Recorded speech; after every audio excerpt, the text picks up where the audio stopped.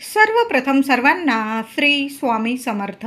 स्वामी महाराजांच्या कृपेने तुमच्या सर्व चांगल्या इच्छा पूर्ण होत ही स्वामींचरणी प्रार्थना करते आणि आजच्या व्हिडिओला सुरुवात करते. उद्या 23 ऑक्टोबर 2025 गुरुवार रोजी भाऊबीज म्हणजे यमद्वितीया हा दिवस आलेला आहे.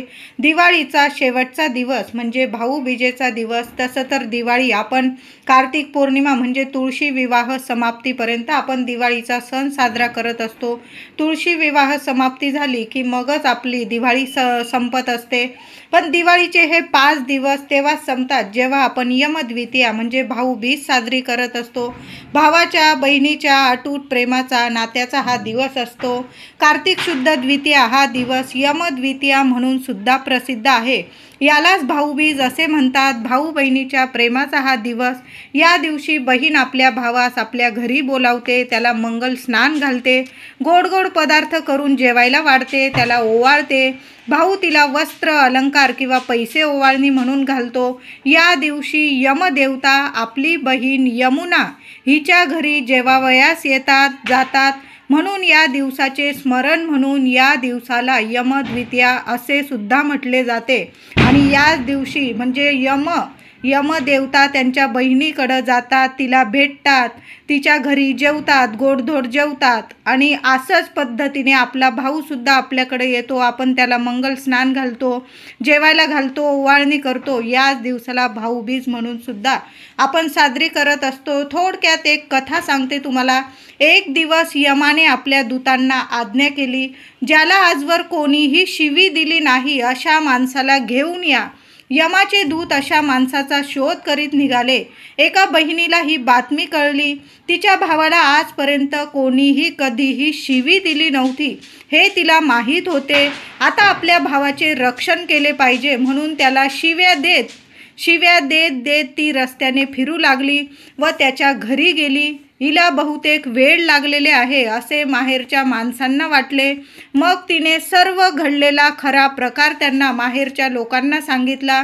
सर्वांना खूप आनंद झाला. आपले प्राण आपल्या बहिणीने वाचवले म्हणून भावाने बहिणीला ओवाळणी घातली. तो दिवस होता कार्तिक शुद्ध द्वितीया. म्हणून या दिवसाला यमद्वितीया किंवा भाऊबीज असे सुद्धा म्हणतात. म्हणजे त्या बहिणीने यमदेवांकडून आपल्या भावाचे प्राण वाचवले म्हणून त्या भावाने तिला ओवाळणी घातली. म्हणून हा दिवस यमद्वितीया किंवा भाऊबीज म्हणून सुद्धा ओळखला जातो. भावा बहिणींनी एकमेकांची कायम आठवण ठेवावी, विचारपूस करावी, एकमेकांवर प्रेम करावे यासाठीचाच हा सण असतो. बहिणीकडे भावाने जावे, तिला वस्त्र अलंकार देऊन तिचा मानपान करावा, तिच्या घरी गोडधोड जेवण करावे, भोजन करावे. आता ज्यांना सख्खी बहीण नसली तर एखाद्या मानलेल्या बहिणीकडं जेवलात, तिच्याकडून ओवाळून घेतलं तुम्ही आणि तिला ओवाळणी घातली तरीही चालेल. आता बहिणीला भाऊ नसेल तर तिने चंद्रोदय झाल्यानंतर संध्याकाळी तुम्ही चंद्राला ओवाळून घेतलं तरीही चालेल. ज्या बहिणींना भाऊ नाही त्यांनी सरळ चंद्राचं दर्शन होताच संध्याकाळी चंद्राला ओवाळायचं आहे.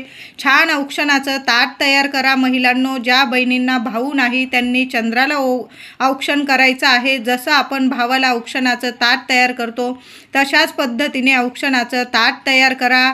आधी देवांना ओवाळून घ्या. आपले स्वामी महाराजांचा फोटो असेल, स्वामींना ओवाळून घ्यायचा आहे. आपले भाऊ बंधू करता धरता आपले स्वामी, आपला गणपती बाप्पा, तुम्ही ज्या देवांना मानतात ना तेच आपले सर्व काही आहे. आधी देवांना ओवाळून घ्या देवघरात, नंतर चंद्राला ओवाळून घ्यायचं आहे. असं भाऊबीज कुठंच साजरी होणार नाही. अशी उद्या ज्या बहिणींना भाऊ नाही त्यांनी अशी भाऊबीज साजरी करायची आहे. ज्यांना भाऊ आहे त्यांनी अगदी भावाला छान असं औक्षण करायचं आहे. अशा पद्धतीने आपल्याला भाऊबीज छान साजरी करायची आहे. भाऊबीजेच्या दिवशी गंगा स्नानाला खूप महत्त्व आहे. म्हणून भाऊ बहिणींनी भाऊबीजेच्या दिवशी सकाळी अंघोळीच्या पाण्यात थोडंसं गोमूत्र टाकायचं आहे. दिवाळीच्या दिवसांमध्ये गोमूत्राला खूप महत्त्व आहे. पंचगव्याने स्नान करण्याला पण खूप महत्त्व आहे. थोडंसं गोमूत्र जरी टाकलं तुम्ही तरीही चालेल किंवा पंचगव्य तुम्हाला मिळून जाईल बाहेर पूजेच्या साहित्याच्या दुकानात, तुम्ही ते टाकू शकता. नसेल तुमच्याकडं तुम्ही थोडंसं 2 थेंब गोमूत्राचे टाका आणि गंगाजल थोडंसं का होईना चमचाभर गंगाजल टाका आणि पुण्य आपल्याला म्हणजे गंगा स्नान केल्याचं पुण्य फळ मिळणार आहे, म्हणून गंगेचं पाणी आणि थोडंसं गोमूत्र या दिवशी जरूर टाका. या दिवशी यमुनेबरोबर यमाची सुद्धा पूजा केली जाते. बऱ्याच ठिकाणी भावासाठी एक दिवा लावला जातो. मी तुम्हाला पुढं सांगणारच आहे. भावासाठी एक चौमुखी दिवा, भावाचं औक्षण करण्याआधी प्रत्येक बहिणीने एक चौमुखी दिवा जरूर लावायचा आहे. भावावर जे काही अकाली संकट असतील, काही मृत्यूचं संकट असेल, काही ना काही म्हणजे प्रत्येकाला काही ना काही संकटांना सामोरं जावंच लागतं. म्हणून प्रत्येक बहिणीने भाऊबीजेच्या दिवशी औक्षणाच्या आधी एक दिवा जरूर लावायचा आहे आणि मगच भावाचं औक्षण करायचं आहे. तर भाऊबीजेच्या दिवशी सकाळी ब्रह्ममुहूर्तावरच सर्वांनी उठायचं. भाऊ बहीण लहान असो मोठे असो, प्रत्येकाने आंघोळीच्या पाण्यात थोडंसं गंगाजल आणि गोमूत्र टाकून आंघोळ करायची आहे. यामुळे काय होतं, भाऊ बहिणीला आरोग्य, सुख, शांती, वैभव मिळतं आणि अकाली मृत्यूचे संकट टळतं, अपमृत्यू टळून जातो आणि भावा बहिणींचं कायम रक्षण होतं. म्हणून या 2 गोष्टी आंघोळीच्या पाण्यात जरूर टाकायच्या आहे. भाऊबीजेला भावाला अभ्यंग स्नान जरूर घालावं. अभ्यंग स्नान झाल्यानंतर देवांची पूजा करावी.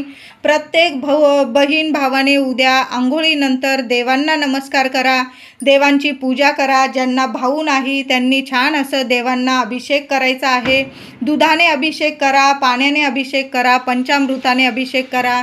गणपती बाप्पांची मूर्ती असेल, स्वामींची मूर्ती असेल, बाळकृष्णाची मूर्ती असेल, सर्व देवी देवतांना छान अभिषेक करा. छान असं फुलं वगैरे वाहून, अष्टगंध लावून छान असं अभ्यंग स्नान घालून देवांना सुद्धा अभ्यंग स्नान घाला आणि छान देवांची पूजा करायची आहे. थोडी थोडी तांदळाची रास करा देवघरात, त्यावर आपले देव विराजमान स्थापन करायचं आहे. देवांना सुद्धा उद्या गोडाधोडाचा नैवेद्य, तसं तर आपण दिवाळीत देवांना गोडाधोडाचा नैवेद्य दाखवतच असतो. भाऊबीज आहे उद्या, काहीतरी गोडधोड जरूर करा. शिरा बनवा, खीर बनवा, तुम्हाला जो पदार्थ बनवायचा तो देवांना आपल्या भावासाठी बनवू शकता तुम्ही. आणि आधी देवघरात नैवेद्य दाखवायचा आहे आणि मग सहकुटुंब सहपरिवार तुम्ही जेवायचं आहे. आधी आपल्या स्वामींचं, गणपती बाप्पांचं औक्षण करा महिलांनो, आणि मग आपल्या भावाला ओवाळायचं आहे. यामुळे सुद्धा आधी आपण देवांना न विसरता औक्षण करतो ना, मग देवसुद्धा आपल्याला आणि आपल्या भावाला कधीच विसरत नाही. प्रत्येक क्षणी आपल्या पाठीशी उभे राहतात, आपल्या भावाच्या पाठीशी उभे राहतात आणि जे काही अकाली संकट असतात ते वरच्या वर टळून जातात. प्रत्येक क्षणाला कोणत्या ना कोणत्या रूपाने येऊन देव आपली साथ देत असतो आणि आपल्या भावाची साथ देतो, आपल्या कुटुंबाला साथ देतो आपला देव. म्हणून आधी आपल्या देवांना ओवाळा, आपल्या देवांना नैवेद्य दाखवा आणि मग आपल्याला साध्या पद्धतीने, आपल्या पारंपरिक पद्धतीने भाऊबीज साजरी करायची आहे. तर आता भाऊबीज 2025 शुभ मुहूर्त काय? आता प्रत्येकाला शुभ मुहूर्त खूप महत्त्वाचा असतो. आपण कुठलंही काम असो, कार्य असो, आणि उद्या तर भाऊबीजेचा दिवस आहे, सोन्यासारखा दिवस आहे, तर शुभ मुहूर्त तर बघायलाच हवा. अभ्यंग स्नान झाल्या सूर्योदयाच्या आधीच आपल्याला अभ्यंग स्नान करायचं आहे. उद्या भाऊबीजेला सूर्योदयापर्यंत अभ्यंग स्नान व्हायलाच हवं आणि सूर्योदयापासून ते अगदी रात्रीच्या 8 वाजेपर्यंत तुम्ही भावाचं औक्षण करू शकता. संपूर्ण दिवस हा भाऊबीजेचा शुभ मुहूर्तच आहे. पण तुम्ही जर राहू काळ मानतात तर दुपारी 1 वाजेपासून 3 वाजेपर्यंत हा राहू अशुभ काळ असणार आहे. आपण आपल्या भावाला चुकून सुद्धा या अशुभ काळात ओवाळू नका, औक्षण करू नका. या गोष्टी तुम्ही जर पाळत असाल, राहू काळ मानत असाल, पाळत असाल, अशुभ काळ मानतात, त्या बहिणींनी भावाचं औक्षण या राहू काळात चुकून सुद्धा करू नका. नाहीतर मग काही ना काही संकट येतात आणि मग आपण म्हणतो आपल्याच पाठीमागे का असं संकट येतात. तर हे छोट्या मोठ्या गोष्टी खूप महत्त्वाच्या असतात. म्हणून राहू काळ मानणं खूप गरजेचं आहे. कुठलंही शुभ काम करताना आपण राहू काळ बघत असतो आणि तो राहू काळ टळून गेल्यानंतर आपण शुभ गोष्टी करत असतो. म्हणून उद्याचा दिवस महत्त्वाचा आहे. भाऊरायासाठी, बहिणीसाठी हा दिवस खूप महत्त्वाचा आहे, मोलाचा आहे. म्हणून राहू काळ जाऊ द्या. दुपारी 1 ते 3 हा 2 तासाचा राहू काळ असणार आहे.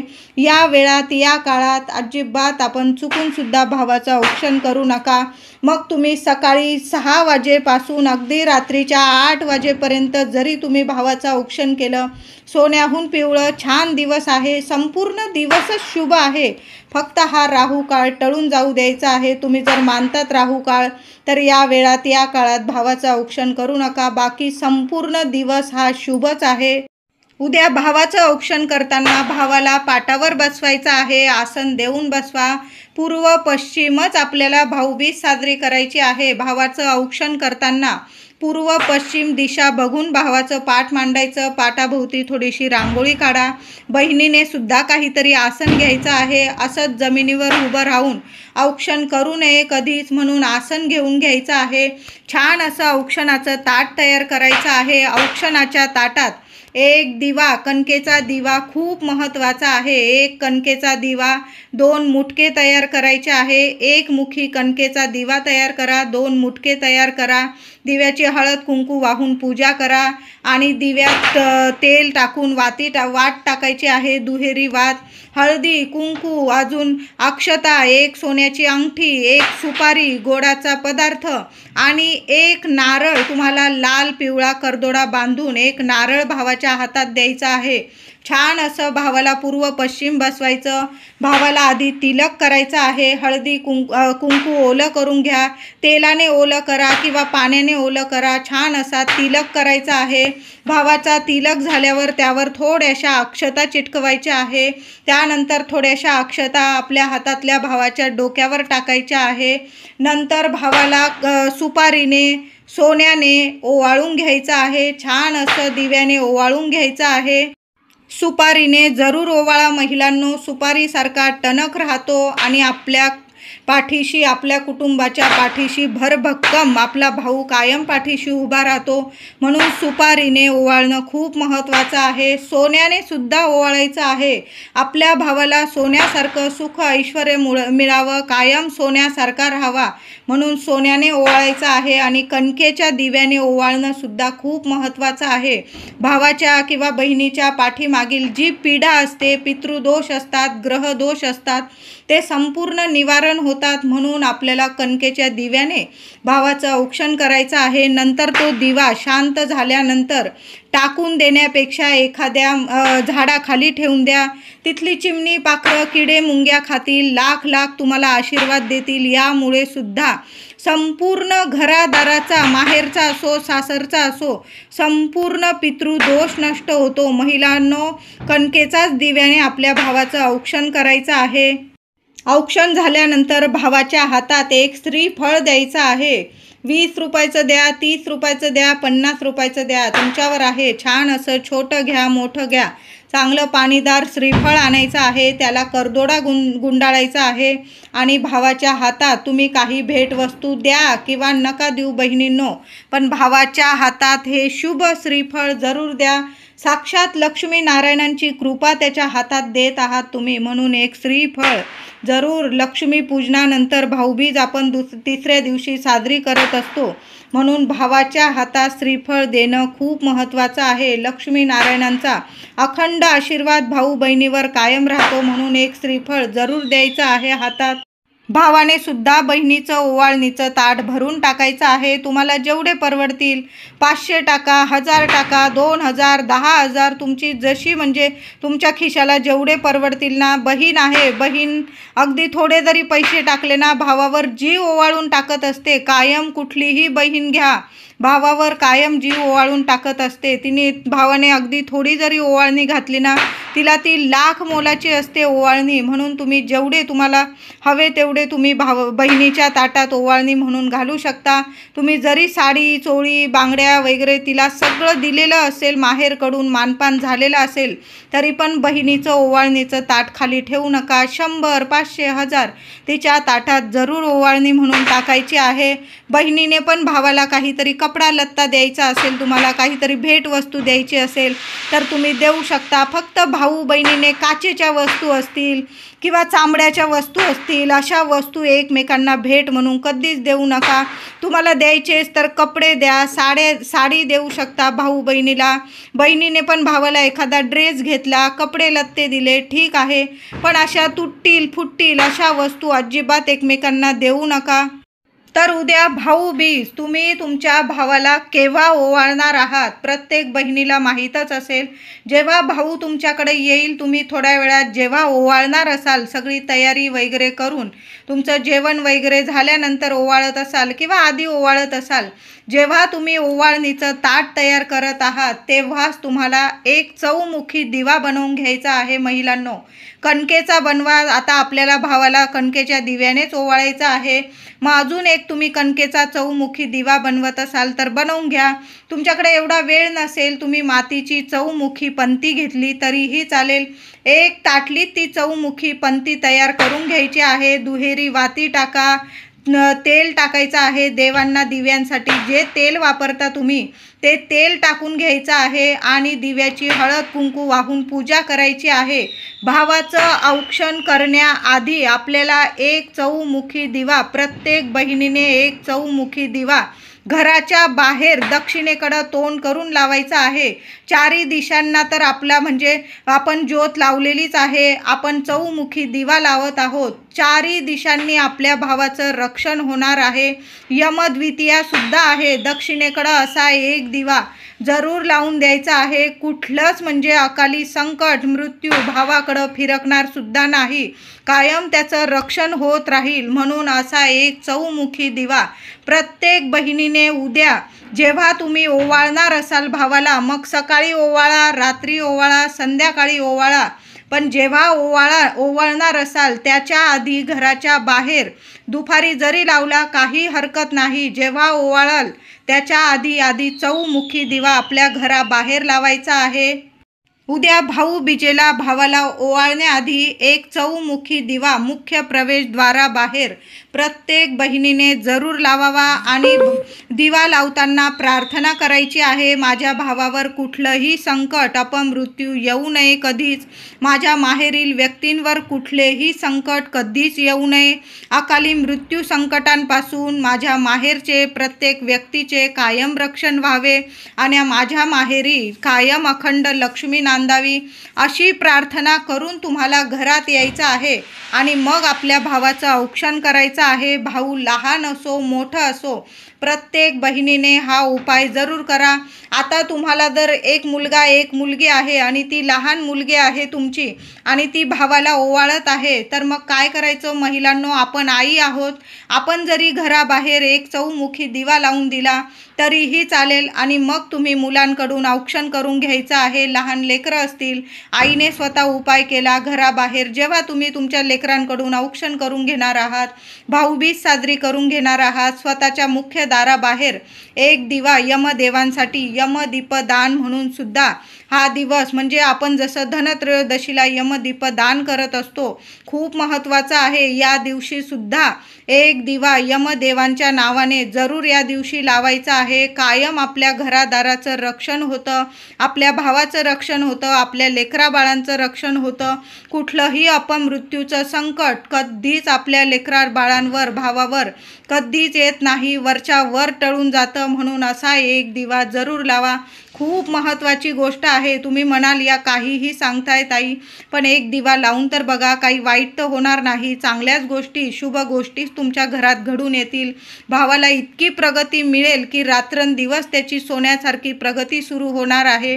दिवाळी आहे, प्रकाशमय करायचं आहे. उद्या दीपदान करा आणि मग भावाचं औक्षण करा. त्याचबरोबर भावावरून एक वस्तूसुद्धा ओवाळून टाकायचं आहे. मोठ्या बहिणी असतील तर मोठ्या बहिणींनी स्वतः भावावरून एक वस्तू ओवाळून टाका. आता तुमची लहान लेकरं आहे, आईने जरी उपाय केला आपल्या लेकरावरून तरीही चालेल. 4-5 लवंग हातात घ्यायचे आहे. 5 लवंग घ्या, थोडीशी पिवळी मोहरी घ्यायची आहे किंवा पिवळी मोहरी नसेल काळी मोहरी घेतली तरीही चालेल. 3 वेळा आपल्या मुलाच्या डोक्यापासून किंवा भावाच्या डोक्यापासून पायापर्यंत ओवाळून घ्यायचं आहे आणि सरळ एखादी मातीची पंती घ्या किंवा तुम्ही ज्या भांड्यात कापूर जाळता त्यावर जाळून टाकायचं आहे. यामुळे सुद्धा भावावरील संकट टळून जातात आणि त्याला भरभरून यश प्रगती मिळत असते. कुठल्याच कामात त्याला अपयश कधी मिळणार नाही.